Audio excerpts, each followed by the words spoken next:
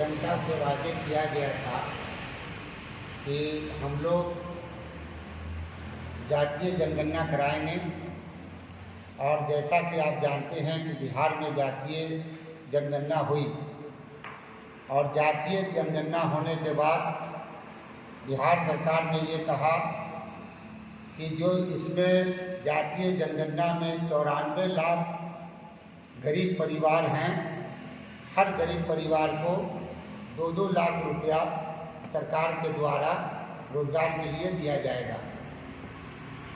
जो ये राशि अब तक नहीं मिली लोगों को। दूसरा जो वायदे किया गया था वो ये कहा गया था कि सभी गरीब परिवारों को, भूमिहीन को 3-3 डिसमिल ज़मीन दिया जाएगा। कुछ लोगों को ज़मीन का कागजात तो दिया गया, पर्चा दिया गया, परंतु उनको आज तक ज़मीन पर कब्जा नहीं मिला। और तीसरा जो मुद्दा है हम लोगों का, एक अहम मुद्दा, कि सरकार जो अभी ज़मीन का सर्वे करा रही है, हम लोग सर्वे के पक्ष में हैं, विरोध में नहीं हैं। हम लोग चाहते हैं कि सर्वे हो, लेकिन सर्वे में जो भ्रष्टाचार हो रहा है, उस भ्रष्टाचार के खिलाफ हम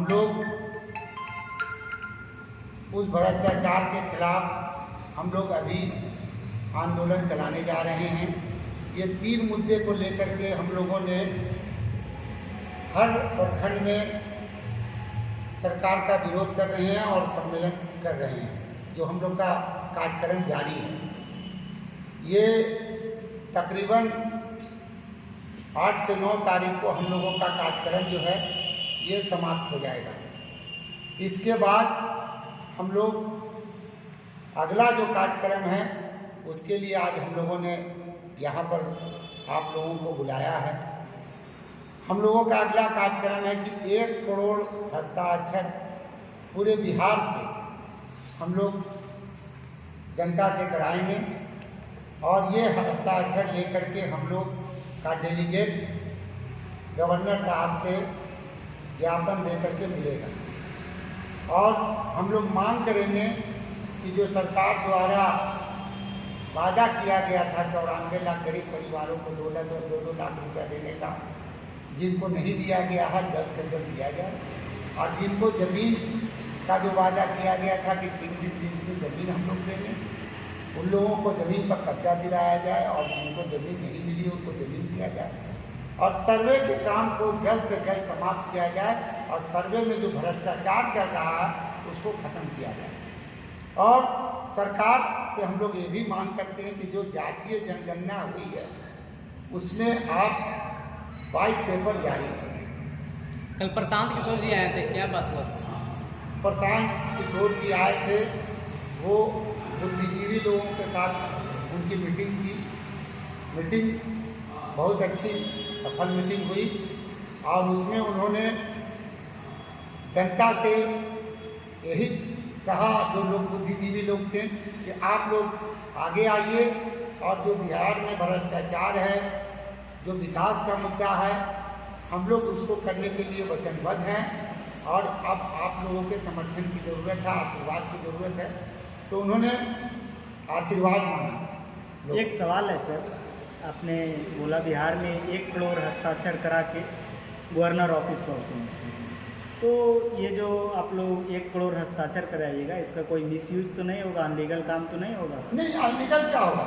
हम लोग तो गवर्नर को दे देंगे, और उसके बाद हम लोग फिर विधानसभा का भी घेराव करने वाले हैं। बिहार विधानसभा का हम लोग घेराव करेंगे। मेरा नाम अमित कार्तिकेय है, मैं जिला प्रवक्ता हूँ। और आज का जो पीसी का जो मुख्य उद्देश्य है वो जन जागरूकता भी है, क्योंकि जो जातीय सर्वे हुआ, उस जातीय सर्वे में जो फाइंड आउट आया, उसका फलाफल बिहार के गरीब भोले वाले जनता को नहीं मिल रही है। उसमें जो कुछ डेटा आए हैं कि 5 से 7% जो एससी और ओबीसी के लोग हैं वो 12th पास तक नहीं थे। क्या सरकार ने उसके लिए कोई प्लान बनाया? क्या सरकार ने उनकी शिक्षा उन्नयन के लिए कोई प्लान बनाया? अगर सरकार कोई प्लान बनाई है तो उसको व्हाइट पेपर के थ्रू जारी करे। जातीय जनगणना में जो गरीबी का जो मुद्दा आया, 2 लाख परिवारों का मुद्दा, क्या उसके लिए सरकार ने कोई रोजगार की व्यवस्था की है कि उनका उन्नयन कैसे, उनका आर्थिक उन्नयन कैसे हो? जब तक ये आर्थिक उन्नयन के लिए सरकार कोई प्लान नहीं करे।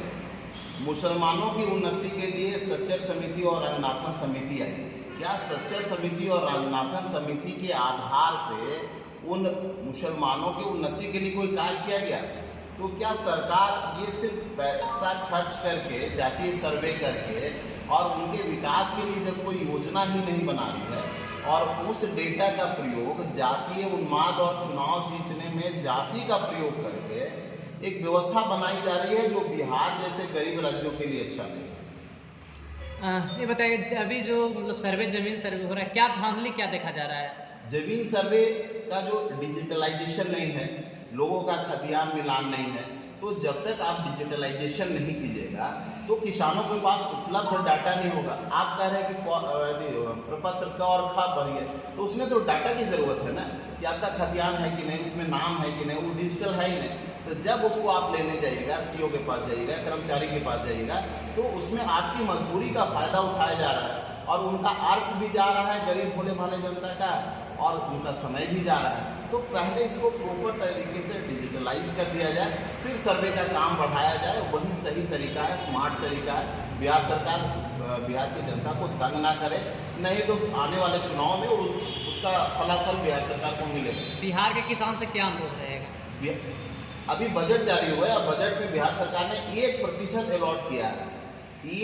100 रुपये में 1 रुपये किसान के कल्याण के लिए दिया है। यहाँ 70% लोग जो है कृषि पे, उनका जो जीवन यापन है कृषि पे निर्भर है और वहाँ 1 रुपया आप देते हैं, तो ये किसानों के लिए अन्याय है। बिहार के किसानों के लिए, बिहार के किसान मजदूर बन के पंजाब, हरियाणा और केरल नहीं जाएंगे तो और क्या करेंगे? सर, आपने मजबूर कर दिया है। एक प्रश्न रहेगा, अगर आपका सरकार आता है तो क्या किसान का जो जैसे 1% दिया गया है, आपका सरकार जब आएगा तो बजट में 50% का हाथी मिलेगा? नहीं, कम से कम 10% होना चाहिए। और भी काम है, और भी चूंकि एक कल्याणकारी राज्य है, कल्याणकारी राज्य में और भी काम है, स्वास्थ्य है, शिक्षा है, तो 10% कम से कम किसानों के लिए। बोला डिजिटलाइजेशन की बात, नीतीश कुमार जो बिहार सरकार है, उनका जो भूमि विभाग के मंत्री है, भूमि विभाग के पदाधिकारी लोग हैं, तो बोल रहे हैं कि जितने भी कागजात हैं, ज़मीनी कागजात है, तो सारा डिजिटलाइजेशन हुआ है। अब क्या डिजिटलाइजेशन चाहिए? जो भी तुम्हें ज़रूरत है वो इंटरनेट पे सर्च करने का तरीका होना चाहिए, वो तो सारा डाटा निकल जाएगा। ये स्पष्ट कब होगा? जब आप ब्लॉक जाइएगा, ब्लॉक में जब वो भीड़ देखिएगा, आप सीओ ऑफिस में जाइएगा, कर्मचारी के ऑफिस में जाइएगा, तो वहाँ जो वसूली हो रहा है उससे अरे कुछ नहीं चढ़ा हुआ है ब्लॉक पर, वो आपको पता चलेगा। नहीं तो आप भूमि सर्वे का अपना ही जमीन का खोल के देख लीजिए, आपका कितना जमीन चढ़ा हुआ है, कितना नहीं। उसके लिए परिमार्जन की व्यवस्था है। जैसे आप परिमार्जन करने जाइएगा, वसूली प्रारंभ हो गई, परिमार्जन किए और वसूली प्रारंभ हो गई। ट्विटर पे पोस्ट करते हैं उनका जो पदाधिकारी है कि सारा चीज़ जो है एकदम एक अगर कोई शिक्षित आदमी बिहार के खोल के देखना चाहे भूमि के बारे में, तो सारा चीज़ अपलोड है। जो अभी कुछ लोग है तो ये बार ये भी बताया जा रहा है कि कुछ लोग अपना वोट बैंक बनाने के लिए ऐसे शब्द का उपयोग कर रहा है।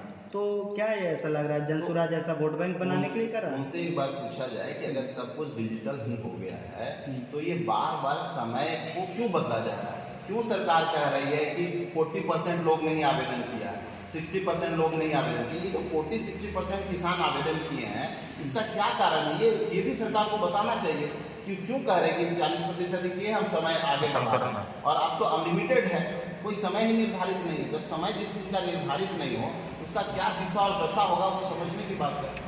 सर एक मिनट, आपका जो प्रशांत किशोर सूत्रधार हैं जनसुराज पार्टी का, वो कल्याण बिघा से ही क्यों मतलब स्टार्ट करने वाले हैं? कल्याण बिघा से वो इसलिए यात्रा प्रारंभ होगी क्योंकि जब मुखिया जो है, राज्य के मुखिया हैं, वहाँ ये बताया जाएगा कि आपकी योजनाओं से, आपके सर्वे से, आपके शिक्षा से वहाँ के लोग कितने संतुष्ट हैं। मुखिया के जब कहता है ना कि कहाँ तो तय था चिरागा हर घर के लिए, कहाँ चिराग मयसर नहीं है शहर के लिए, तो जब आपके घर में ही चिराग बुझा हुआ है तो वो दिखाना पड़ेगा कि आपके घर में ही चिराग बुझा हुआ है।